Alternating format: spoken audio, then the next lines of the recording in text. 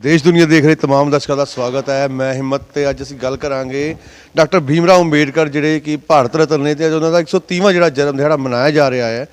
सो कई जिहड़ी पार्टियां ने आईयां ने जन्म दिहाड़े ते जलंधर बाईपास चौंक जिते बाबा साहब की मूर्त है उत्थों दी वापस हो गई है, पर जिहड़ा भवन है भवन दे विच कोई नहीं आया। तो जिहड़ी अज पार्टी जिहड़ी हैगी आ डॉक्टर अंबेडकर नवयुक्त जी पार्टी हैगी वो आई है, जो BSP ने बिलोंग करते उन्होंने गलबात करांगे, उन्होंने पूछांगे किहड़ी पार्टी ने सर। तो एक अज जो आए हो सर, तुसीं उरे इत्थे आए हो, अज कोई पार्टी होर नहीं आई, की कहना चाहोगे इहदे बारे? सर सब जय भीम जय भारत नमो बुद्धाय। मैं विनोद कुमार गौतम, महासचिव डॉक्टर अंबेडकर नवयुवक दल रजिस्टर्ड पंजाब। सबसे पहले संपूर्ण भारतवासियों को भारत रत्न बोधिसत्व बाबा साहब डॉक्टर भीमराव अंबेडकर जी के 130वें जन्म दिवस के शुभ अवसर पर हार्दिक बधाई देता हुआ, शुभकामना देता हुआ सभी साथियों को जय भीम जय भारत करता हूं। आपने जैसा कहा कि हमारी श्रद्धा उनके प्रति है और ये भवन जो उनके नाम पर बनाया गया, आज हमारे लिए ये भी प्राथमिक केंद्र था। यहाँ पर पहुँच के भी जो है उनको याद करने की ज़रूरत थी, इसीलिए प्राथमिकता हमने ये दी कि भारत रत्न बाबा साहब को पुष्प अर्पित करने के बाद यहाँ पर पहुँचा जाए और उनको श्रद्धांजलि दी जाए। सर की कहना चाहोगे तुसीं जिहड़ा बाबा साहब का 130वां जन्म दिहाड़ा मनाया जा रहा है, इहदे वास्ते की कहना चाहोगे? महामानव गौतम बुद्ध बहुत बाबा साहब भीमराव अंबेडकर की चरणों में श्रद्धा सुमन अर्पित करते हुए आज बाबा साहब अंबेडकर के 130वें जन्मदिन पर पूरे देश के लोगों को मैं लाख लाख बधाई देता हूं। यहाँ उपस्थित डॉक्टर अंबेडकर नवयुवक दल के प्रधान राम नारायण बौद्ध जी, संयोजक छेदीलाल गौतम जी, उपस्थित हमारे बीच में पहुँचे गोकुल गौतम जी, उपाध्यक्ष संजय राव जी, इंद्रजीत राम ललित जी, राजेंद्र प्रधान जी और बड़ी दूर से चल कर आए जस्सू मांडवी से। तो आज बाबा साहब का जो हम लोगों ने दिन मनाने के बाद यहाँ पहुँचने की, उनके भवन में आने का प्रयत्न हमारा हर बार होता है। कारण यह है कि इस भवन के लिए 21 दिन हमने अपना अन्न जल छोड़ करके भूख हड़ताल पर इसी जलंधर बाईपास पर इसी भवन के लिए बैठे थे, इसलिए हमारी ये एक यादगार है और जिसमें उस भूख हड़ताल में मैं भी शामिल था। तो साथियों, बाबा साहब अंबेडकर ने इस देश और इस कौम के लिए जो संघर्ष किया है, उनकी देन कोई दे नहीं सकता और ना हम दे सकते हैं। तो साथियों, जो बाबा साहब अंबेडकर ने हमारे लिए किया, तो उनकी याद में तो हमें कहीं भी जाना पड़े। सर तुसीं बहुजन समाज पार्टी तो भी बिलोंग करते हो। हाँ, भुख हड़ताल करनी पई एक भवन लैण वास्ते, सिर्फ एक जन्म जदों उन्होंने जयंती होंदी है कोई प्रोग्राम, उदों उन्होंने याद किया जाता, अदरवाइज उन्होंने कोई देखता भी नहीं, उन्होंने ना कोई मूर्तल करता। की इहदे बारे कहना चाहोगे, की मैसेज देना चाहोगे? देखो जी, ਜਿਹੜੇ ਅਸੀਂ ਲੋਕ ਆ, ਅਸੀਂ ਬਾਬਾ ਸਾਹਿਬ ਨੂੰ ਹਰ ਹਮੇਸ਼ਾ ਯਾਦ ਕਰਦੇ ਰਹਿੰਦੇ ਆ ਔਰ ਜਦੋਂ ਵੀ ਸਾਡੀਆਂ ਮੀਟਿੰਗਾਂ ਹੁੰਦੀਆਂ ਆ, बहुजन समाज पार्टी ਜਿਹੜੀ ਆ ਇਹ ਬਾਬਾ ਸਾਹਿਬ ਦੇ ਵਿਚਾਰਧਾਰਾ ਤੋਂ 1 ਇੰਚ ਵੀ ਅੱਗੇ ਪਿੱਛੇ ਨਹੀਂ ਹੁੰਦੀ ਆ। बाबा साहब की विचारधारा, गुरु ग्रंथ साहब की विचारधारा ਨੂੰ ਲੈ ਕੇ बहुजन समाज पार्टी चलती है। बहुजन समाज पार्टी ਨੂੰ अगर समझना है तो ये ना समझो कि वो राजनीतिक पार्टी है। बहुजन समाज पार्टी एक मिशन है जो बाबा साहब के सपना ਨੂੰ पूरा करना चाहती है इस देश के अंदर। इस देश के अंदर अज देख लो, तुहाडे सामने आ कि 70-71 साल हो गया देश की आज़ादी ਨੂੰ, लेकिन अज इस देश का जिहड़ा अन्नदाता है, किसान है, वो सड़कों पर रुल रहा वा। तो इस देश का जिहड़ा मजदूर है वो भी सड़कों पर रुलिया। उन्होंने जिहड़ा 8 घंटे बाबा साहब ने किन्नी मुश्किल नाल लड़ाई लड़ के 8 घंटे ड्यूटी का उन्होंने आह्वान करवाया सी। अज वो बीजेपी सरकार उस कानूनों को खत्म कर रही है और कृषि कानून जिहड़े लियाए आ, ये जिहड़ा किसानों के खिलाफ है, ये सारे रद्द होने चाहिए आ।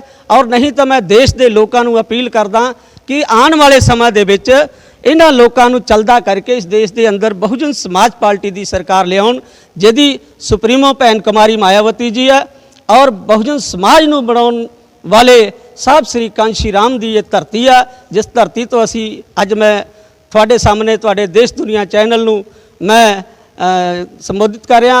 तुसी साडी गल सुनी है, ये बहुत बहुत देश दुनिया के पत्रकारों नूं मैं धन्यवाद करदा। ਸਾਡਾ ਹੋਰ ਵੀ ਇਸ ਮੁੱਦੇ 'ਤੇ ਗੱਲਬਾਤ ਕਰਾਂਗੇ। ਰਾਮ ਨਾਰਾਇਣ ਬੋਧ ਜੀ ਸਾਡੇ ਨਾਲ ਹੈਗੇ ਨੇ, ਨਵਯੁਗ ਜਿਹੜੇ ਪ੍ਰਧਾਨ ਨੇ ਨਵਯੁਗ, ਉਹਨਾਂ ਨਾਲ ਗੱਲਬਾਤ ਕਰਾਂਗੇ। ਸਰ ਕੀ ਕਹਿਣਾ ਚਾਹੋਗੇ ਪ੍ਰਧਾਨ ਜੀ, ਵੀ ਜਿਹੜਾ 130ਵਾਂ ਜਨਮ ਦਿਹਾੜਾ ਆ, ਪਰ ਸਿਰਫ ਜਨਮ ਦਿਨ 'ਤੇ ਉਹਨਾਂ ਨੂੰ ਯਾਦ ਕੀਤਾ ਜਾਂਦਾ, ਉਹਨਾਂ ਦੇ ਭਵਨ 'ਤੇ ਵੀ ਕੋਈ ਪਾਰਟੀ ਨਹੀਂ, ਤੁਹਾਡੀ ਪਾਰਟੀ ਵੱਲੋਂ ਪਹਿਲ ਕੀਤੀ ਗਈ ਹੈ, ਕੀ ਕਹਿਣਾ ਚਾਹੋਗੇ? सब तो पहले मैं राम नारायण बौद्ध, डॉक्टर अम्बेडकर नवयुवक दल रजिस्टर्ड पंजाब प्रधान, सभी साथियों को जो बाबा साहब का 130वां जन्मदिन है इस पर लाख लाख बधाई देते हुए कहना चाहेंगे साथियों कि जो हमारे भारत देश की जो समस्याएं हैं ये करीब सभी को पता है। यहाँ दो चीज़ चलता है, एक अम्बेडकरवाद, एक मनुवाद। तो जो अम्बेडकरवाद है वो मनुवाद के खिलाफ हमेशा लड़ता रहता है और मनुवाद की जो साजिशें हैं वो हमेशा चलती रहती है। अम्बेडकरवाद और मनुवाद क्या की ने ये दोनों अम्बेडकरवाद जो साक्षात्कार कराता है, जो कहता है किसी चीज़ को इसलिए ना मानो कि कोई जो है कह रहा है, उस पर चल करके देखो, प्रैक्टिकल करो। अगर वो मानव कल्याण के लिए है फिर मानना है, अगर मानव कल्याण के लिए नहीं है तो उसको नहीं मानना है। मनुवाद वो है जो कहता है कि इसको संशय नहीं करना है, इसका किंतु परंतु नहीं करना है। आप जो कहा जाता है, जो किताबों में लिख दिया गया है, सिर्फ उसको मानो, दूर रहता है। और साथियों हम ये कहना चाहेंगे, आज जो 130वां जन्मदिन बाबा साहब का है, तो खाली भारत ही नहीं पूरा विश्व बाबा साहब का जयंती मना रहा है। और लोग जैसे कई संस्थाएं हैं और पार्टियां कई ऐसी हैं जो बाबा साहब को याद करती रहती हैं हमेशा। कुछ लोग ऐसा है जो सोचते हैं कि हमारा संविधान दब जा और हम यहाँ पर मनुवाद फिर जो है हावी कर सकें, लेकिन हम उनको चेतावनी देते हैं कि आप अब भी सुधर जाओ, क्योंकि आने वाले टाइम में आपके लिए बहुत घातक होगा।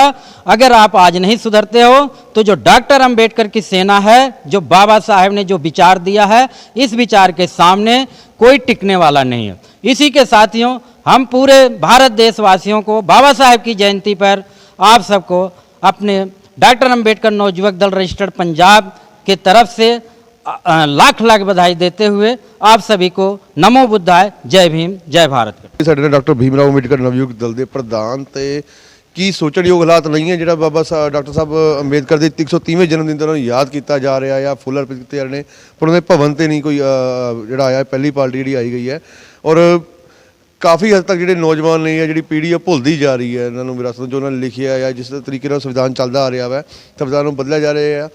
ਹੁਣ ਦੇਖਣਯੋਗ ਹਾਲਾਤ ਇਹ ਨੇ ਕਿ ਸਿਰਫ ਜਯੰਤੀਆਂ ਦੇ ਉੱਤੇ ਜਾਂ ਉਹਨਾਂ ਦੇ ਕੋਈ ਵਿਸ਼ੇਸ਼ ਪ੍ਰੋਗਰਾਮ ਤੇ ਉਹਨਾਂ ਨੂੰ ਯਾਦ ਕੀਤਾ ਜਾਂਦਾ ਜਾਂ ਉੱਦਾਂ ਵੀ ਉਹਨਾਂ ਨੂੰ ਵਿੱਚ ਯਾਦ ਕੀਤਾ ਜਾਂਦਾ। ਕੈਮਰਾਮੈਨ ਅਕਸ਼ੇ ਕੁਮਾਰ ਦੇ ਨਾਲ ਹੇਮੰਤ ਕੁਮਾਰ, ਦੇਸ਼ ਦੁਨੀਆ ਨਿਊਜ਼, ਲੁਧਿਆਣਾ।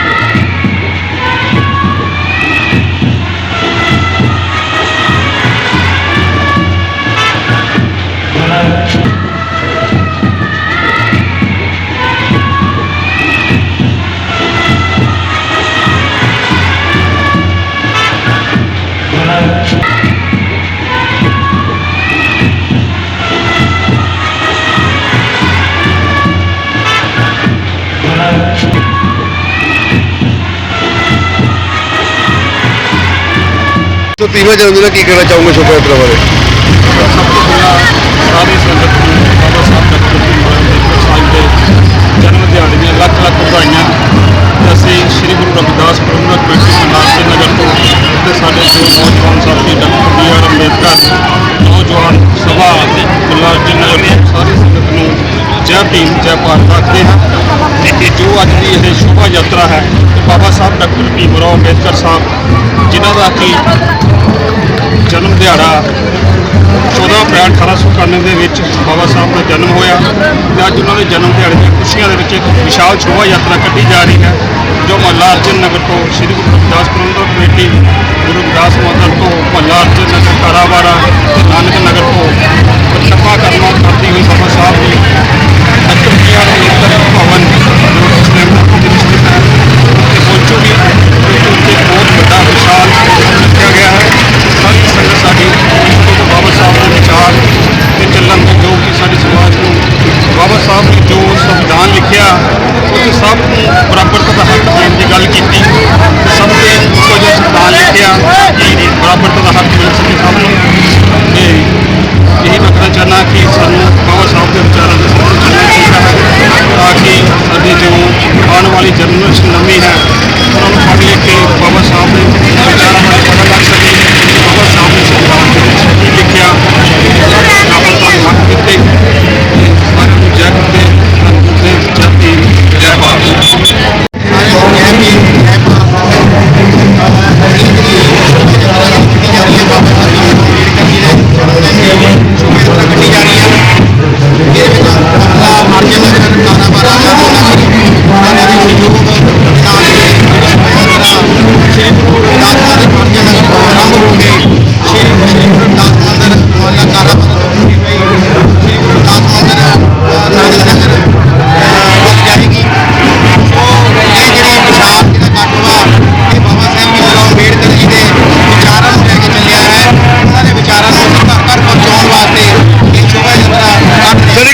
ਅੰਬੇਦਕਰ ਭਵਨ ਜਲੰਧਰ ਵਿੱਚ ਪਰ ਚੌਂਕ ਉੱਥੇ ਕੋਈ ਨਹੀਂ ਗਿਆ ਮਤਲਬ ਜਿਹੜਾ ਸਟੈਚੂ ਹੈਗਾ ਜਾਂ ਜਿਹੜਾ ਬੁੱਤ ਹੈਗਾ ਜਿਹੜੇ ਚੌਂਕ 'ਚ ਉੱਥੋਂ ਹੀ ਸਾਰੇ ਮੁੜ ਗਏ ਨੇ ਕੀ ਕਹਿਣਾ ਚਾਹੋਗੇ ਇਹਦੇ ਬਾਰੇ ਜੀ? ਪਹਿਲਾਂ ਤਾਂ ਜੀ ਸਾਡੇ ਨੌਜਵਾਨ ਸਭਾ ਦੇ ਮੈਂਬਰ ਔਰ ਸਾਡੇ ਮਹੱਲਾ ਨਿਵਾਸੀਆਂ ਨੇ ਸਵੇਰੇ ਪਹਿਲਾਂ ਬਾਬਾ ਸਾਹਿਬ ਭੀਮ ਰਾਓ ਅੰਬੇਦਕਰ ਜੀ ਦੇ ਪ੍ਰਤਿਮਾ ਦੇ ਫੁੱਲ ਚੜਾਏ ਠੀਕ ਹੈ ਜੀ ਨਮਸਕਾਰ ਕੀਤਾ। ਹੁਣ ਇਹ ਜਿਹੜੀ ਵਿਸ਼ਾਲ ਜਿਹੜੀ ਸ਼ੋਭਾ ਯਾਤਰਾ ਆ ਇਹ ਸਾਰੇ ਮਹੱਲੇ ਦੇ ਵਿੱਚ ਪਰਿਕਰਮਾ ਕਰਨ ਤੋਂ ਬਾਅਦ ਇਹ ਬਾਬਾ ਸਾਹਿਬ ਭੀਮ ਰਾਓ ਅੰਬੇਦਕਰ ਭਵਨ ਦੇ ਵਿੱਚ ਹੀ ਪਹੁੰਚੇਗੀ ਔਰ ਉੱਥੇ ਬਹੁਤ ਵਿਸ਼ਾਲ ਪ੍ਰੋਗਰਾਮ ਕੀਤਾ ਜਾ ਰਿਹਾ ਹੈ ਜਿੱਥੇ ਬਾਬਾ ਸਾਹਿਬ ਦੀ ਜੀਵਨੀ ਬਾਰੇ ਬੱਚਿਆਂ ਨੂੰ ਹੋਰ ਸਾਡੇ ਸਮਾਜ ਨੂੰ ਬਾਬਾ ਸਾਹਿਬ ਦੇ ਸੰਘਰਸ਼ ਬਾਰੇ ਦੱਸਿਆ ਜਾਵੇ।